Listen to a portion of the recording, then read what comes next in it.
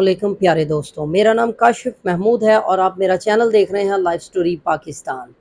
जैसा कि आपको मालूम है कि मैं आपके लिए एक दिलचस्प कहानियाँ लेकर आता हूँ और आज जो कहानी मैं आपको सुनाने वाला हूँ उस कहानी एक माँ की कहानी है।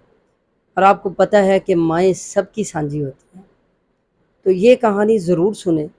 अगर आपको कहानी पसंद आए तो आप मेरे चैनल को सब्सक्राइब करें, बेल के बटन को दबाएं और जितना हो सके ज़्यादा से ज़्यादा शेयर करें ताकि ये तमाम उन लोगों तक कहानी पहुंच सके जो अपनी माँ की इज़्ज़त नहीं करते, जो अपनी माँ की उम्मीदों को ठुकराते हैं और जो अपनी माँ की इज़्ज़त और उनका मेयार को दागदार करते हैं। तो ये कहानी कुछ ऐसे है जो एक माँ ने मुझे सुनाई है, तो मैं आपको सुनाने वाला हूँ। कहानी शुरू करने से पहले मैं इसके तमाम मरकज़ी किरदारों का नाम नहीं लूँगा, क्योंकि कुछ चीज़ें हम ना ही सामने लेकर आएँ तो बेहतर है। कहानी सुनाने की ये मेरी उस माँ की शर्त है कि ना मेरा नाम आए और ना ही मेरे बच्चों का नाम आए। तो कहानी शुरू करते हैं। उम्मीद है कि आपको ये कहानी पसंद आई होगी। दोस्तों, कहानी कुछ इस तरह है कि एक माँ ने अपनी कहानी, अपनी दास्तान मुझे सुनाई। उसके 3 बेटे और 2 बेटियां थीं और बचपन से अपने बच्चों की छोटी छोटी ख्वाहिशात को पूरा करने के लिए उसने अपनी ज़िंदगी की बड़ी बड़ी तमन्नाएं और ख्वाहिशात दफना दी और बच्चों को अच्छे से अच्छी तालीम दिलवाई। बड़ी बेटी को ग्रेजुएशन करवाया, छोटी बेटी को पढ़ाया, फिर बेटे को पढ़ाया, फिर छोटे बेटे को पढ़ाया और फिर उसके बाद सबसे छोटे बेटे को पढ़ाया। 5 बच्चों की परवरिश में कोई कसर नहीं छोड़ी। मियाँ बीवी ने दोनों ने बहुत मेहनत और मशक्क़त से उन बच्चों की परवरिश की। जैसे जैसे वक्त गुजरता गया तो मियाँ बीवी ने ये सोचा कि बड़ी बेटी की शादी कर देनी चाहिए और जो पैसे जोड़े हुए थे अपनी 2 बेटियों की और 1 बेटे की शादी कर दी।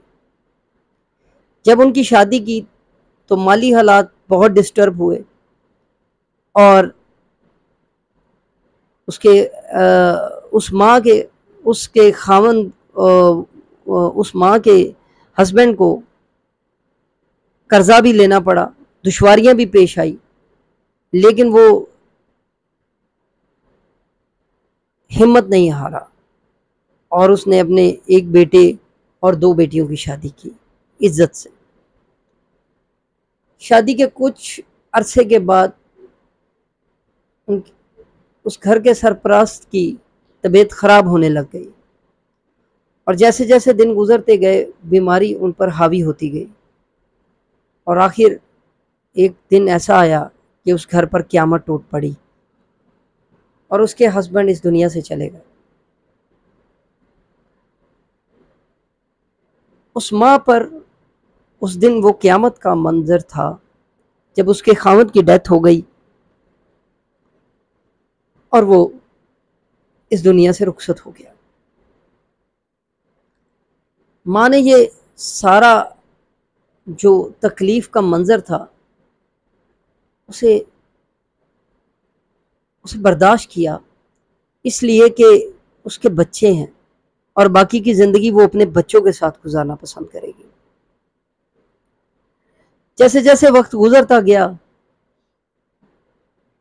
माँ ने दिन रात सिलाई कढ़ाई की, कमेटियाँ डाली और अपने चौथे बच्चे की भी शादी कर दी, बेटे की।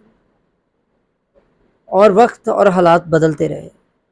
बड़े बेटे के 4 बच्चे हो चुके थे और छोटे बेटे के 2 बच्चे हो चुके थे, जबकि माँ बूढ़ी और ज़ईफ़ हो चुकी थी।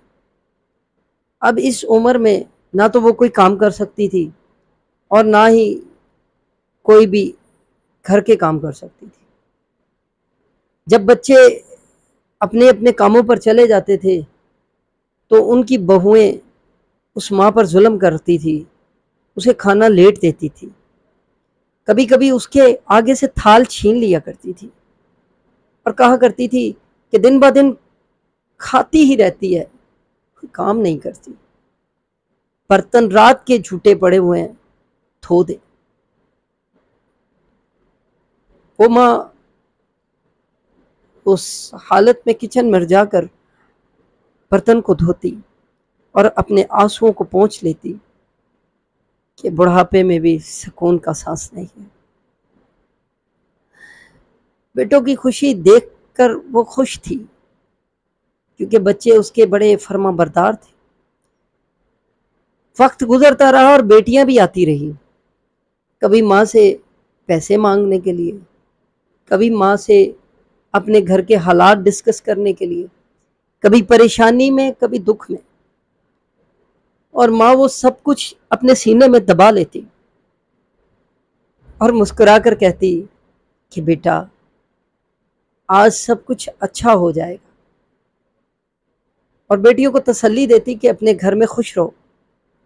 اب میرے پاس وہ ہمت اور وہ طاقت نہیں ہے کہ میں تمہارا ساتھ دے سکوں، اور نہ ہی میرے پاس پیسے ہیں کہ میں تمہیں پال سکوں، میں تو خود ایک چارپائی کی مالک ہوں، اور اسی چارپائی پر ایک دن سوتی ہوئی زندگی کو کوچ کر جاؤں گی۔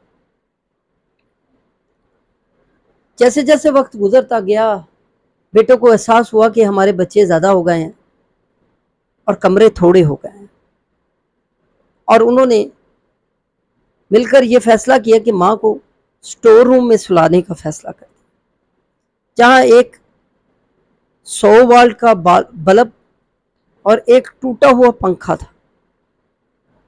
اس کمرے میں ایک چارپائی کے علاوہ کوئی قیمتی چیز نہیں تھی، کوئی بھی دلکش چیز نہیں تھی، ٹی وی نہیں تھا، دنیا داری نہیں تھی۔ ماں دن بہ دن بیمار اور کمزور ہوئے جا رہی تھی، لیکن بچوں کو ماں کی اس توجہ کا مرکز ہی نہیں بن رہے تھے۔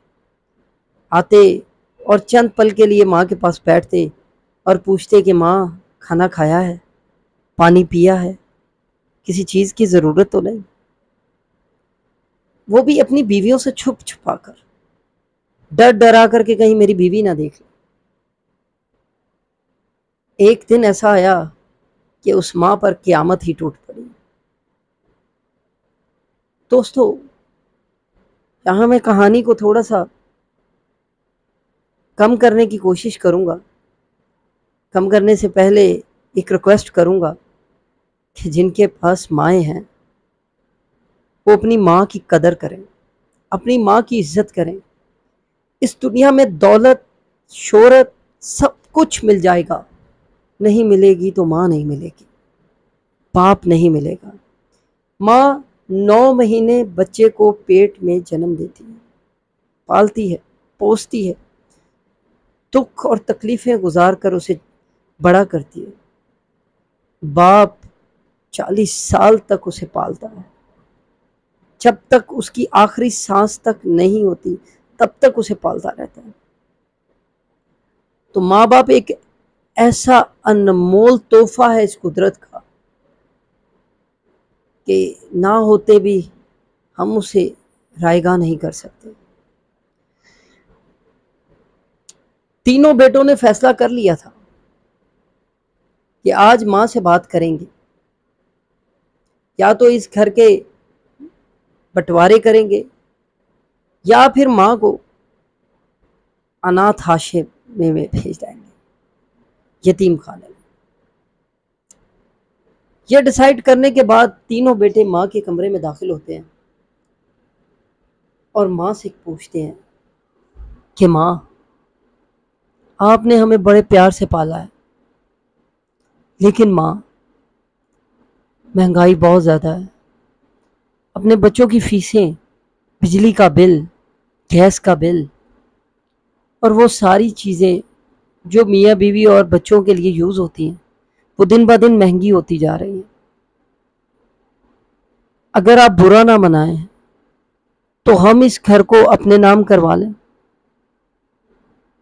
تو ماں نے جواب دیا کہ بیٹا، میرے ماں باپ جب اس دنیا سے گئے تھے تو کوئی چیز نہیں لے کر گئے، میں بھی جب اس دنیا سے جاؤں گی تو کوئی چیز نہیں لے کر جاؤں گی، اور جب تم لوگ بھی اس دنیا سے جاؤ گے تو کوئی چیز لے کر نہیں جاؤ گے، جائیں گے تو صرف تم لوگوں کے اعمال یا میرے اعمال۔ میں نے تمہیں بڑے لاڈ پیار سے پالا، تمہاری کبھی بات کو رد کیا ہی نہیں، تو آج کیسے رد کر سکتی ہوں؟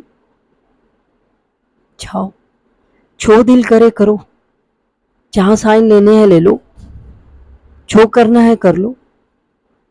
اتنے میں ہی چھوٹا بیٹا بولا کہ ماں، اب ہم سے آپ کی روٹی کا بوجھ نہیں اٹھایا جاتا۔ تو ماں کی آنکھ میں آنسو آ گئے اور کہنے لگی، یاد ہے مجھے وہ بچپن کے دن جس وقت تو ایک دن بیمار ہو گیا تھا، پوری رات میں سو نہیں پائی، ٹیمپریچر سے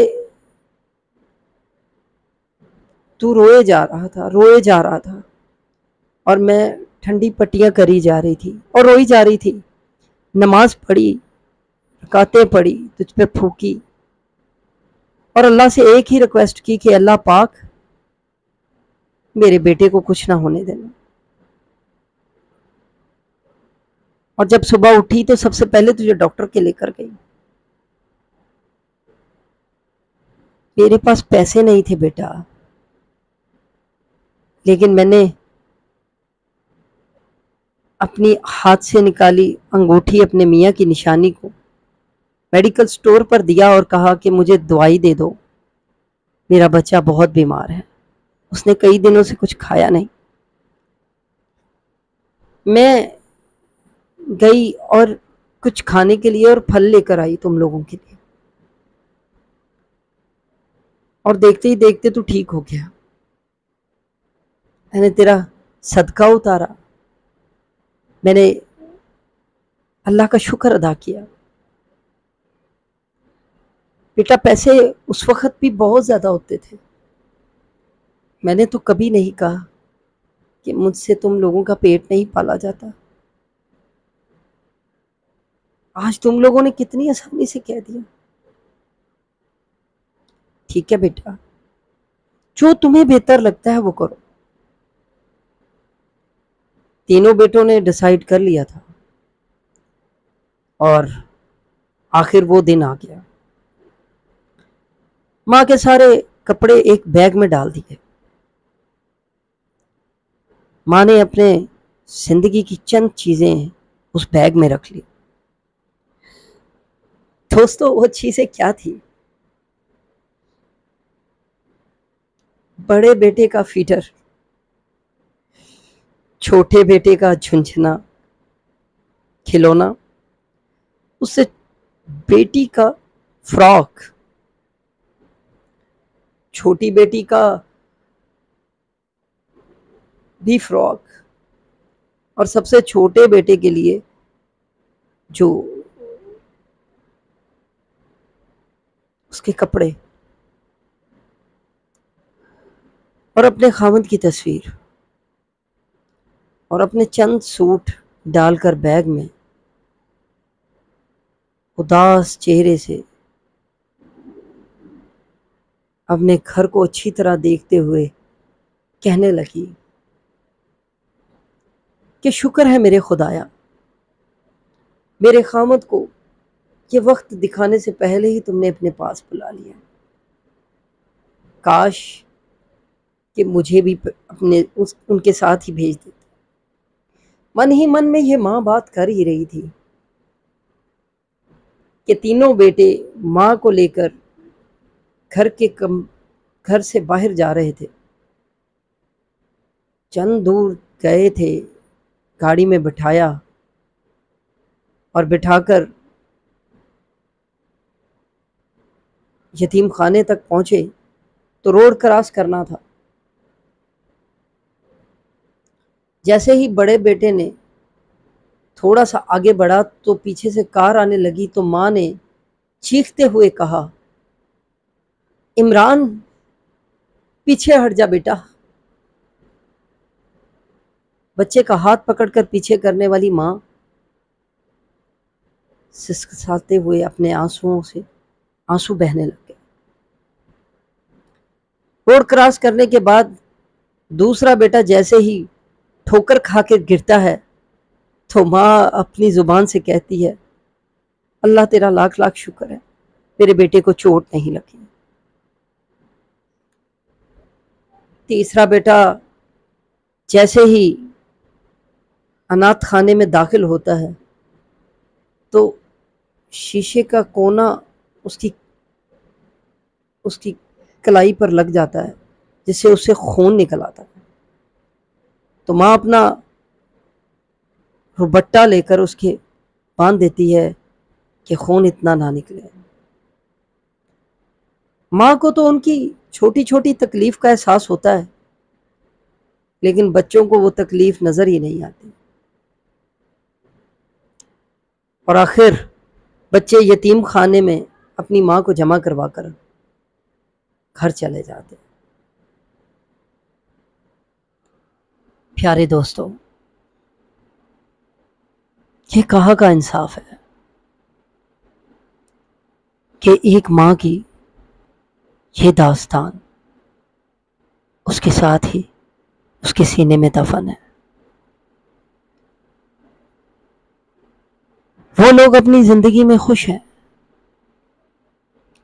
لیکن ماں آج نہ تو دیکھ سکتی ہے نہ سن سکتی ہے، بس ایک زندہ لاش ہے اور اپنے وقت کا انتظار کر رہی ہے کہ کب اسے اللہ کی طرف سے بلاوا آئے گا اور وہ اس دنیا کو خیر بات کر دے گی.